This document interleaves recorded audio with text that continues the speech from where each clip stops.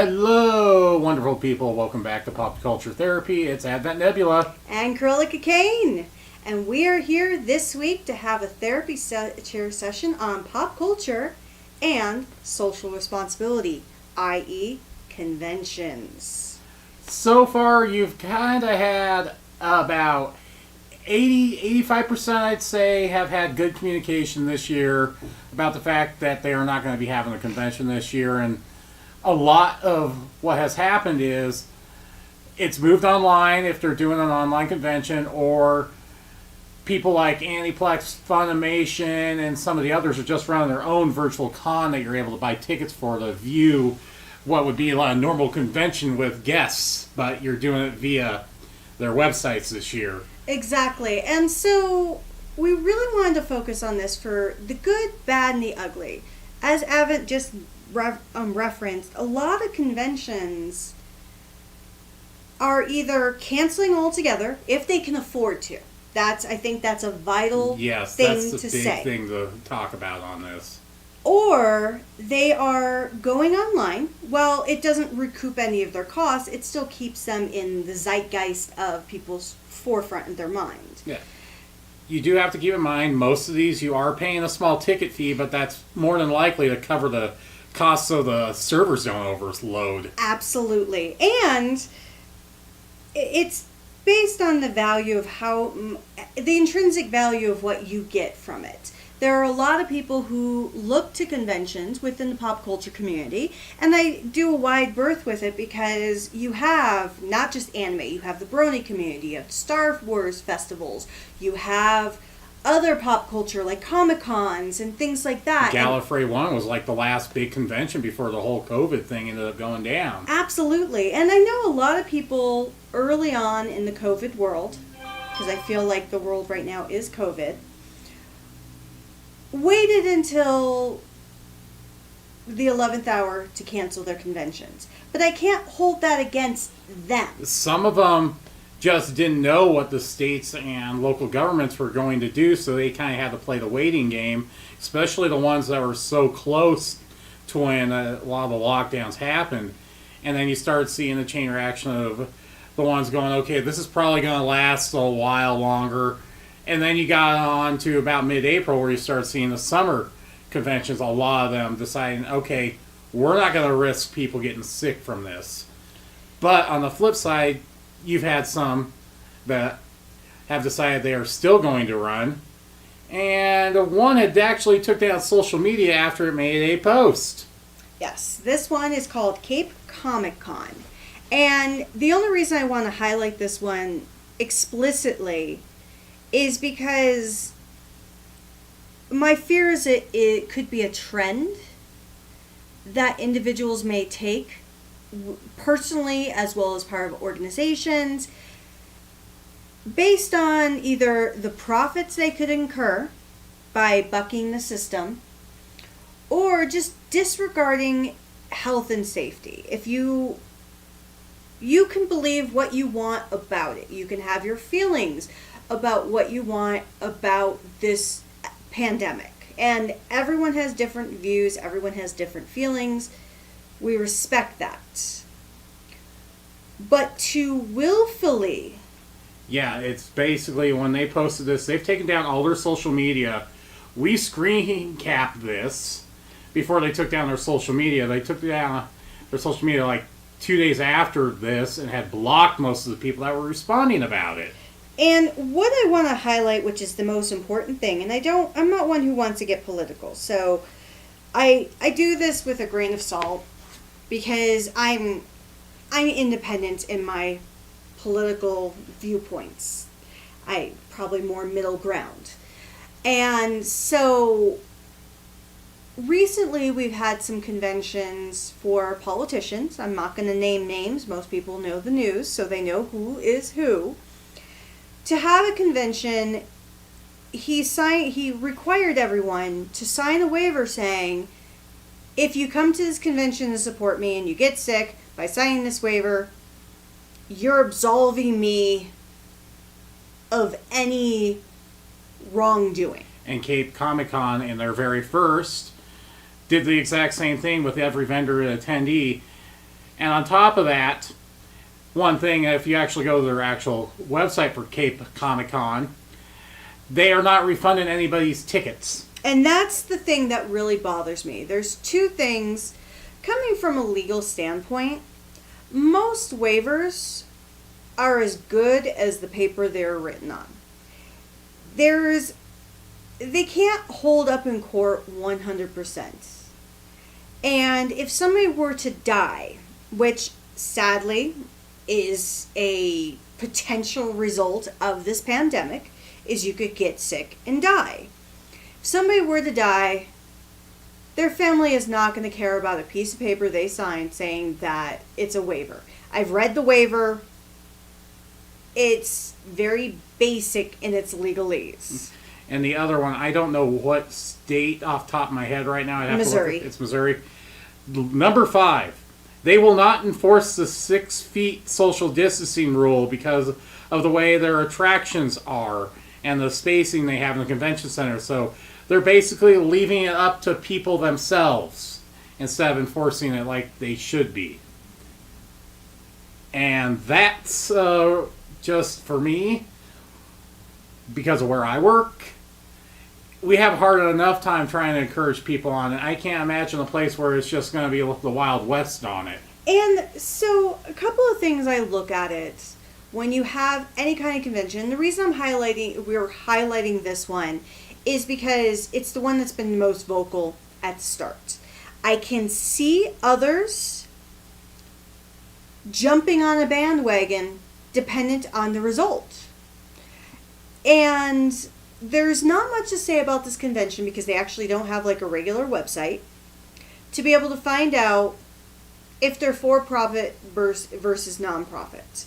I'm going to assume based on their presentation, their expectations, and their waiver that they are a for-profit convention. Which would make sense on this. But I will commend that a lot of the conventions, as soon as they got the news they wouldn't be able to run, were very upfront. A lot of them let you move your pass to the next year if it was possible. And then on the flip side, there are some that have their conventions coming up in August and September that still have not let anybody know what's going on. Well, and that's the next thing I want to highlight, is we have one convention that's taking a risk for people's health and safety. A very apparent risk. And once again, you can believe whatever you want to believe. You can take whatever risks you want to take. But you have to consciously think about one very important thing. Even if you live alone, you're not the only person that's taking that risk ride along with you. You have family members that you may see occasionally. You may have friends and family that you want to be able to hang out with occasionally. Likewise, you can't not leave your home. You have to go to a grocery store to pick up supplies. You have to go other places to get gas, unless you have the disposable capital to have people deliver your stuff to you. And not everybody has that fortune. And with that, you just got to think about, okay, how am I going to handle this? And that's where it comes down to communication at the same time. Well, and that's where the social responsibility of a convention comes in. A lot of people depend on the convention circuit as their way to connect with other individuals, especially the more, I guess the best way of putting it is having more introverted or social anxiety type tendencies. You utilize those conventions as a way to get in touch with your community, because your day-to-day life, which I can admit outside of my friends, same thing with yourself, it's not like we have a ton of other people that would truly get us. Yeah. And if you're living with family members who don't have any interest in what you have, you're even more isolated, where you utilize conventions or meetup groups or anything like that to be able to engage similar interests. And to have a convention disappear. I can only imagine how that affects another individual. So I can appreciate why a convention would take advantage of those individuals, because there's a lot of people who are like, oh, come what may. Yeah. Now, like you were mentioning, there are a lot of conventions, and not to pick on specific conventions, but kind of to highlight ones that are most notable because they're coming up so quickly. One of our local conventions is NonDiscon. And as of this moment in time, and name dates, obviously you're going to hear this podcast days after, today is June 30th. And the convention is coming up in 2 months. It literally 2 months from today. Yeah. Is the convention.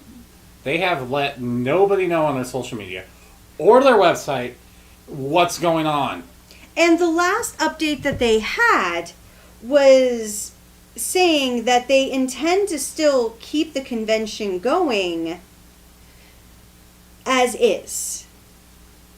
And that they're taking into consideration COVID.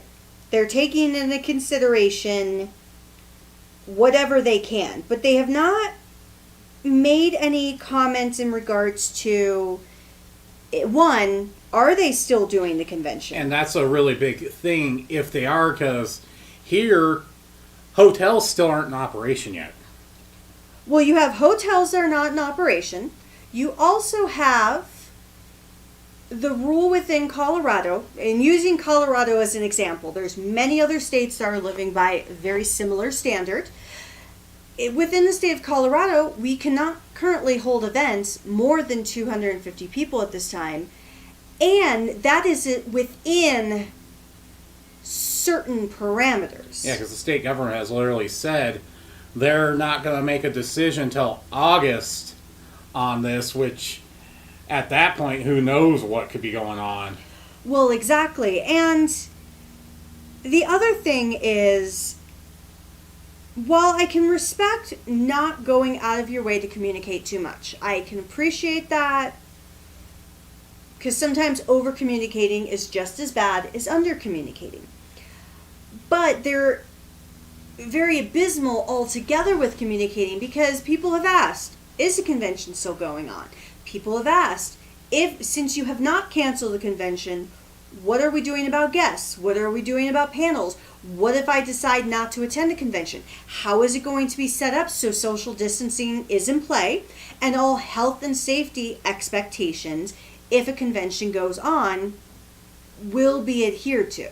Yeah, because frankly, the convention's first day is August 30th. August 1st is when we're going to know what's going on. Can they really set it up in 30 days?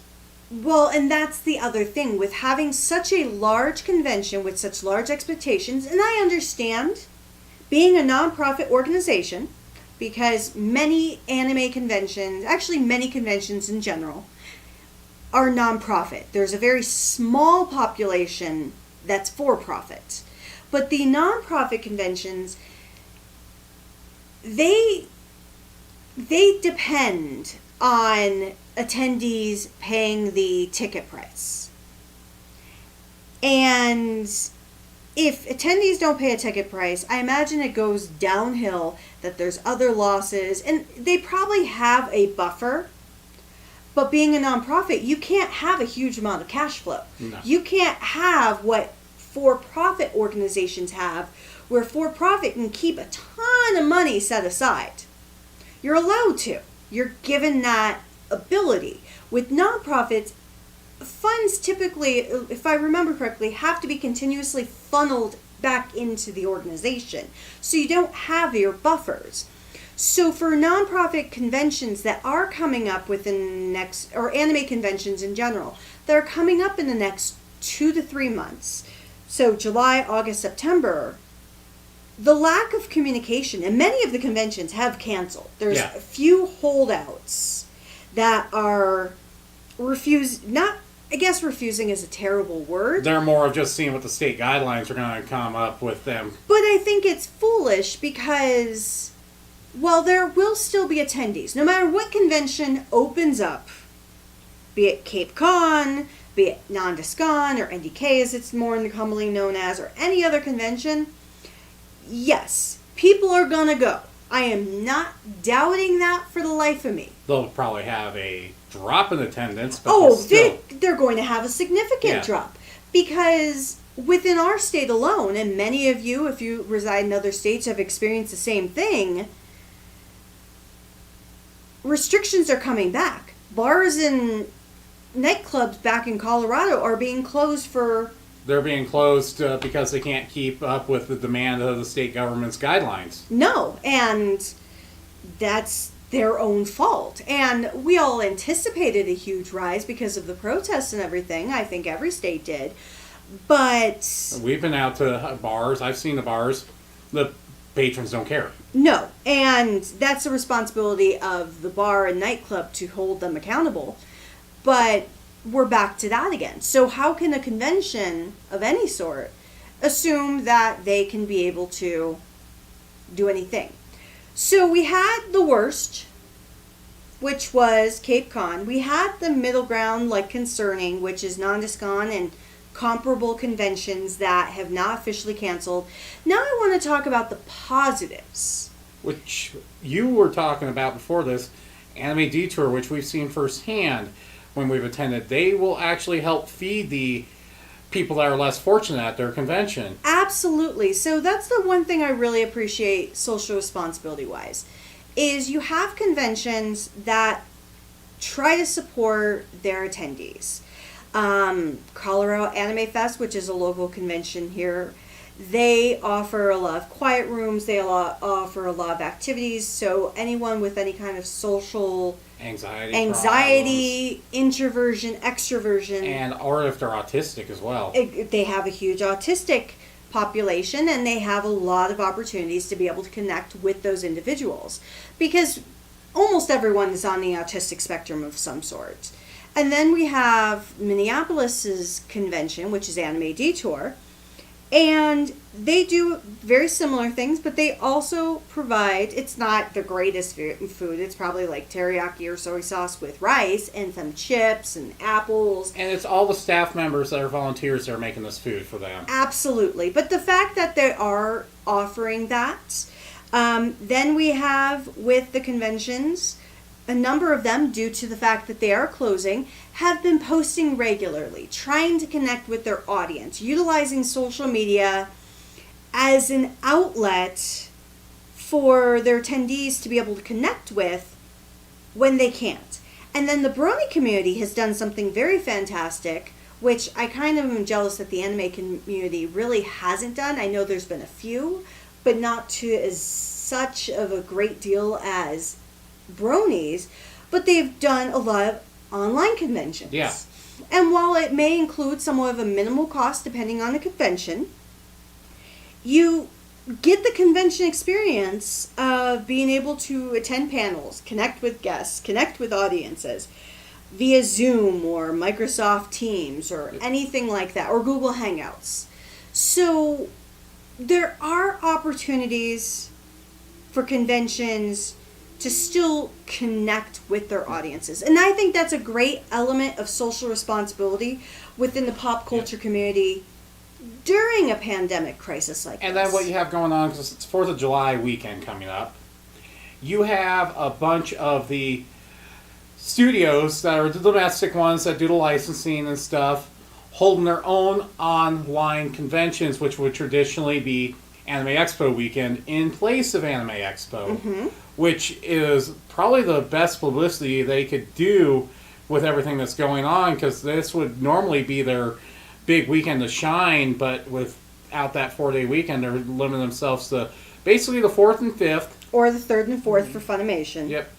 To do these online events. And here, also, E3 got canceled, so while you're having, the studios are putting together their own events. You had New Game Plus earlier last week. Sony a few weeks ago with the PlayStation. Yep, and you're going to be having a bunch of the other ones throughout July and August do announcements and stuff that are going to be events. So they're taking advantage of the online community with what's going on to the best that they can because their trade shows and conventions have been canceled. Absolutely. And I think that's a very positive thing that really speaks to the community. It's reminding everyone that, how is it pronounced within, VH1 does this great thing, because I see it for when I'm watching commercials during RuPaul. It's called Alone Together. I love that campaign and I love that slogan because we are all technically alone, but we're all together in this. There's no one who has, unless you're billionaires who are taking advantage of everyone, there's no one who is honestly at a higher standard than anyone else. Everyone is on an equal playing field, as good or bad as it is. And so I think it's important for all of these companies to connect to their audiences, to say, you know, we know you're out there, we know you're bored, or you've watched everything on Netflix, or you've watched everything on our streaming services. Let's do something more to have fun. Yeah. And I really appreciate what they're doing. Yes, you do have to pay like a $10 fee for the tickets for the Aniplex. Not the Funimation. For Aniplex, you have to pay $10 for it, but... Funimation's free. Yep. You do have to sign up, though, for Funimation, even though it is free. Yes.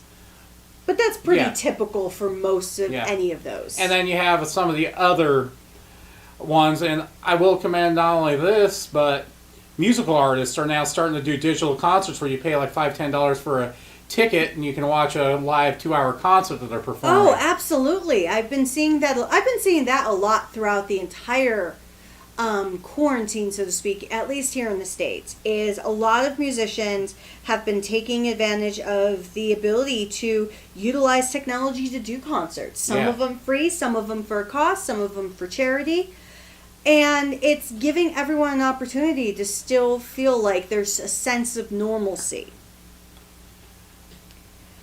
But at the end of it all, it is the social responsibility of all of us within our pop culture community to create this narrative of saying we are together in this even if we're separated. And while we can't normally do what we want to do, it is for the safety of ourselves and others.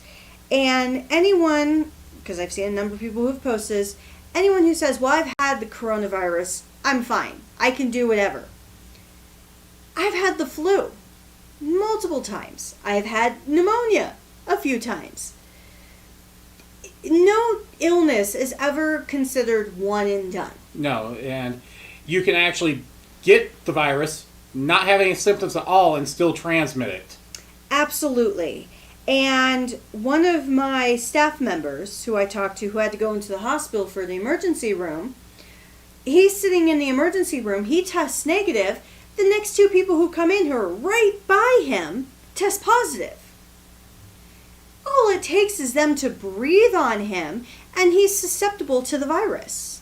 And so if you think about it in a hospital where you're meant to be safe and get well, that you have a high risk, think about putting yourself into a big room with hundreds of others and you don't know anything. It's kind of like that whole serial killer in the room. Whenever you think about all those true crimes and you think about the fact that there's a killer among you, technically with COVID, I hate to put it in a very depressing light, but there always is. Yeah. I mean, it's a silent and invisible. You just don't know. And while it's frustrating for some of our friends, even on a personal note, who don't want to hang out out of fear for it, I appreciate it at the same time. Yeah, we do have to take the precautions, and we just gotta know what we're doing and try and keep ourselves safe. It frustrates me at work when I'm stocking shelves and some bozo without a mask is coming up behind me. Mm-hmm. Yeah, here where I live, masks are pretty much required everywhere. Yeah, unfortunately, the city I live in, there's no city ordinance on it. Yeah, that's because you live in a crazy city. But nevertheless, at the end of it all, not to make a heavy episode of this, but take care of yourself, have fun, And share in the comments what you've been doing during this pandemic. Have you been watching a lot of stuff? Have you been reading a lot? What have you done? Yeah. How much has your backlog shrunk? Oh, sadly, my backlog's still growing. That's both of ours. Yeah. But nevertheless, have fun, and we will talk to you soon. Bye!